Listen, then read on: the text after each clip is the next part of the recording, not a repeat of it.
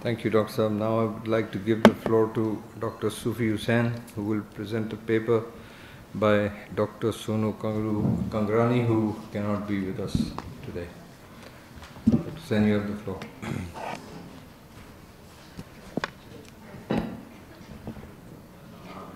Assalamu alaikum, distinguished guests and speakers. Thank you so much for gracing me with an opportunity to speak on behalf of Dr. Sono Khangarani, our Dalit intellectual, founder of Dalit Sujag Tehreek and CEO Thardeep. Unfortunately, he could not be the part of this wonderful gathering here and has asked me to excuse to you all on his behalf, as on this very day he has been called on by the monitoring committee constituted by the Supreme Court of Pakistan regarding the situation of drought in Thar. He has, however, sent his speech in writing for this occasion, and I have been honored to deliver it on his behalf. So here it goes. Assalamu alaikum, a distinguished guest, chair of the session, Ambassador Zamir Akram, the co-panelists, and the audience. It is really a privilege to be invited by the Institute of Policy Studies. I would like to thank Khalid Rehman, Executive President of the IPS, and Nawfal Shahrukh to provide an opportunity to speak on behalf of my community. I have been asked in my capacity as the President, as the Pakistani Dalit, to shed light on Hindutva and the status of minorities in India. In this brief speech, I would specifically like to draw the attention towards the hegemonic dimensions of Hindutva that have the capacity to penetrate across national borders and infect us globally. An Indian friend on a WhatsApp call told that yesterday I was at an apartment and taking the elevator when a boy around 8 to 9 years of age also took it. He was having a pistol in his hand, saying that he would lead the Indian army and finish all the anti-nationals and Pakistanis. My friend just jokingly told him, "Beta, you are needed on the border. That would be better." What I am saying is that the Indian middle classes, which are predominantly Savarna Hindus, want to enjoy their hegemony by sacrificing the lives of Jawans from OBC Dalit communities. Sang's solution to everything is that if the Muslims and Christians don't like the Indian, then they must leave India. Now, like in typical Sanghi language, is to accept Brahminical hegemony, be a second-class citizen, and not ask for any rights equivalent to the Savarnas. The most dangerous role has been played by Sanghis and social media, which is creating a warlike situation. The thing is that many of these hate-mongers were waiting for such an issue to come so that they do their chest thumping and keep the atmosphere hot, so that other important issues such as caste discrimination and class-based inequalities get into cold storage. I believe that the Hindutva ideology, with its fascist core, is based on the expansionism and the imposition of one ideology, one religion, and one nation at the cost of the extermination or the dilution of all other ethnic groups, religious minorities, and schools of thought.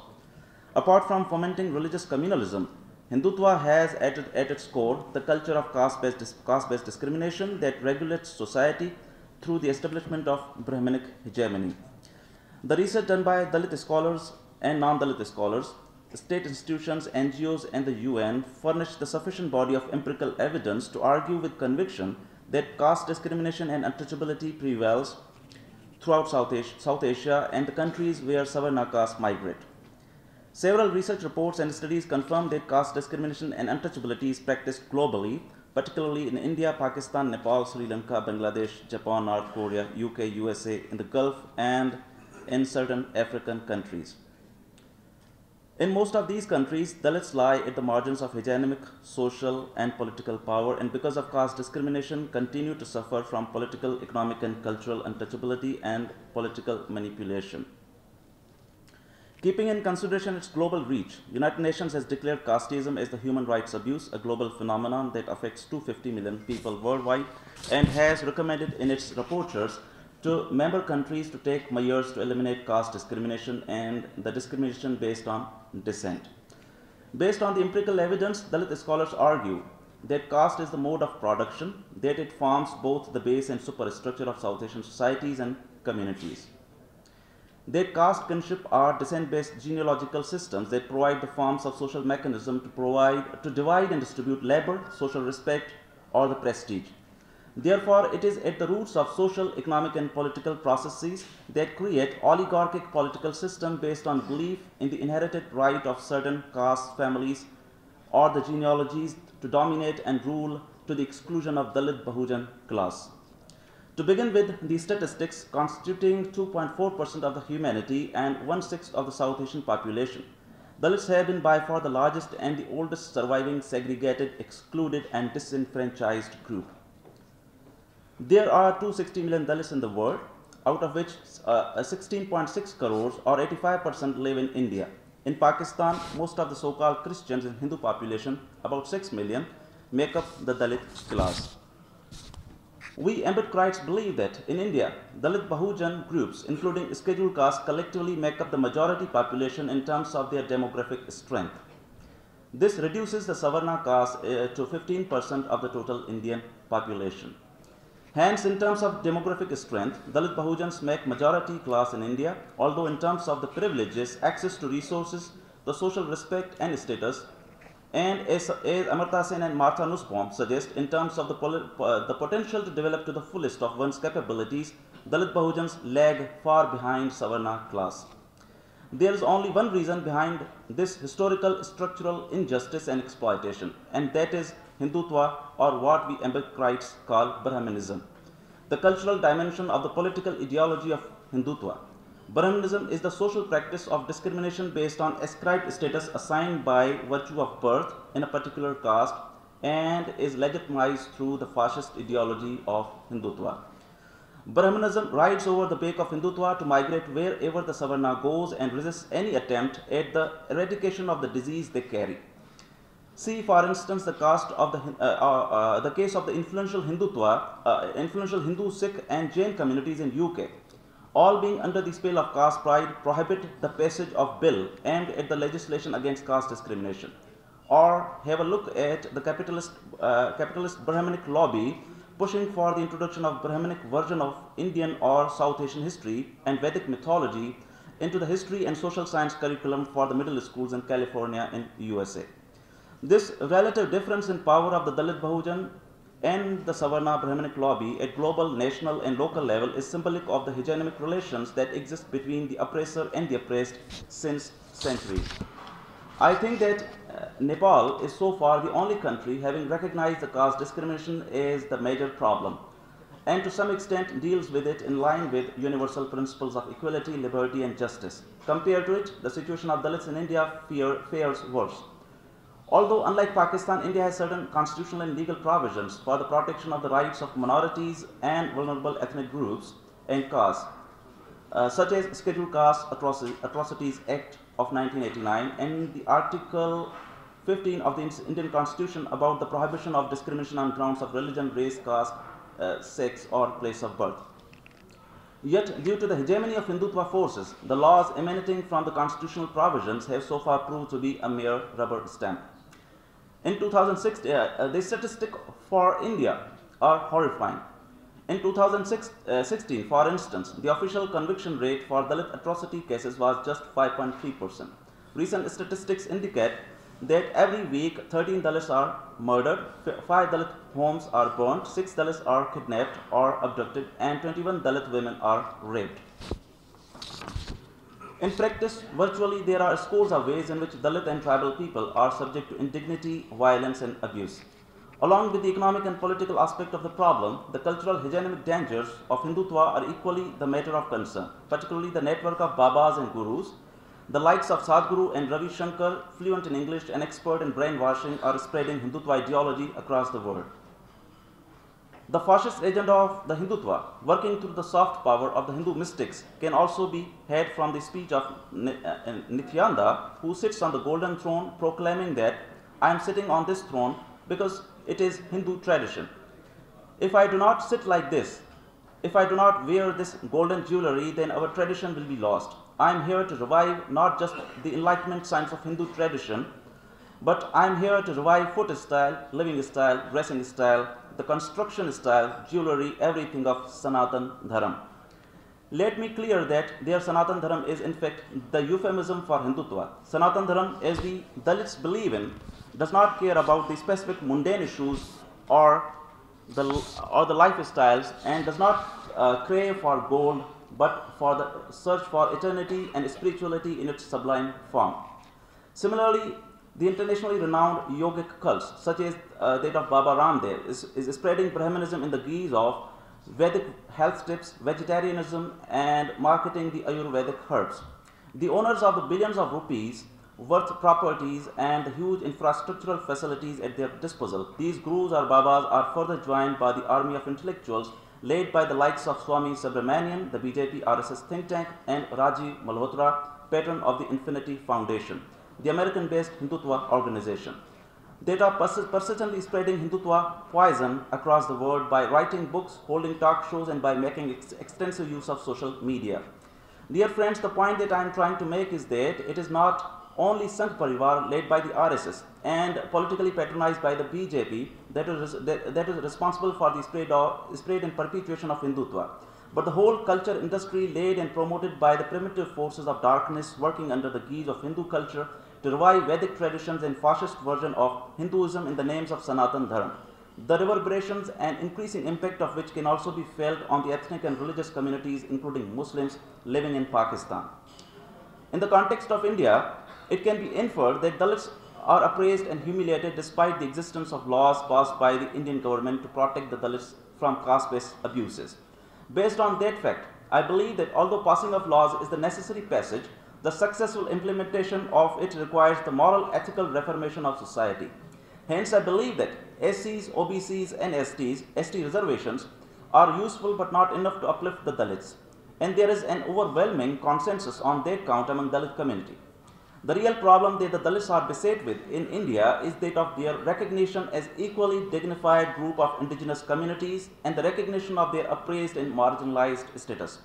Compared to India, the situation of Dalits in Pakistan is better in terms of reciprocal respect that we have from the Muslim majority. Yet in terms of socio-economic and the political uplift, we are lagging far behind, primarily due to the predatory and hegemonic political dimension of Jati Hindus. As an insider, I have deeply observed social and cultural changes that my community have gone through during the last 4 decades.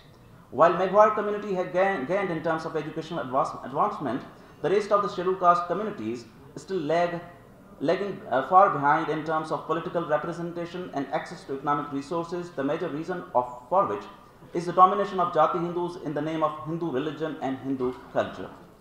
Dear friends, I must confess that our Dalit community is not immune, particularly in India, from the influences of Hindutva, the evil creed that is not their product, but imposed upon them by the oppression of time. Nonetheless, we, the Dalits of Pakistan, feel relieved to have been saved from the direct domination of Hindutva forces.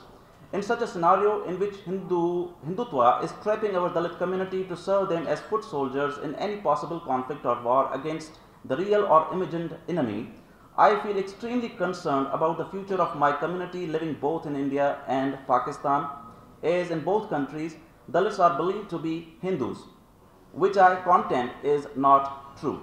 We are not Hindus, we were never Hindus in terms of religion that Savarna caste have practiced or still practicing. They are the worshippers of Manu Maharaj who codified caste system, and we are the disciples of Lord Shiva, the Dravidian deity, the god that is ours, but even our gods that they are snatching from us. We are the Dalits of Pakistan. We are not Hindus by any definition even before. We were not Hindus by any definition even before partition. In Sindh, we were indigenous Sindhis. In Punjab, indigenous Punjabis, and in Balochistan, we were indigenous Baloch, but not Hindus. In the beginning, unfortunately, it was our Muslim neighbors that began labeling us as Hindus simply because we did not practice any organized religion. But the reality of the faith is that we share most of our customs, habits, and religious practices with Muslims. We are not merchants, we do not know the trickeries of trade, we do not worship Lakshmi, the money deity, but the Mother Earth herself. Take an example of my Meghwar community. We are the followers of Pir Pithoro, the Sufi Sant, the disciple of Bahauddin Zakaria. A significant majority of Meghwar vote to Shah Mahmud Qureshi simply because of that reason. We eat beef and bury our dead. And this holds true of almost all major Dalit communities living in Pakistan. Bhil and Meghwar and Umarkot join our Shia Muslims in their rituals of Muharram, and in Mithi we observe every Eid with equal zeal and fervor as our Muslim brothers, except that we do not go to pray into mosques, but that considerably holds true of going to the temples as well.